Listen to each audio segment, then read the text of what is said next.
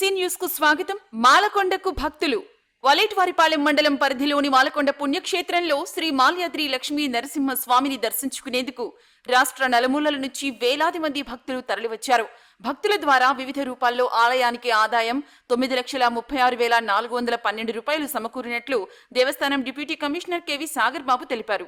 ఈ సందర్భంగా ఆయన మాట్లాడుతూ అష్టోత్తరం ద్వారా 6,300, కుంకుమార్చన ద్వారా 16,280, భక్తుల వివాహముల ద్వారా 2,000, సమర్పించిన తలనీలాల ద్వారా 55,825, వాహన పూజల ద్వారా 3,160, ప్రత్యేక దర్శనాల ద్వారా 3,51,400, స్థల పురాణం ద్వారా 280 రూపాయలు, రూము అద్దెల ద్వారా 3,51,400 రూపాయలు, కవర్ల ద్వారా 8,700, లడ్డూ ప్రసాదం ద్వారా 2,02,195 రూపాయలు, అన్నదానం ద్వారా 2,57,132, విరాళములు 1,230 రూపాయలు ఆదాయం వచ్చినట్లు ఆయన తెలిపారు.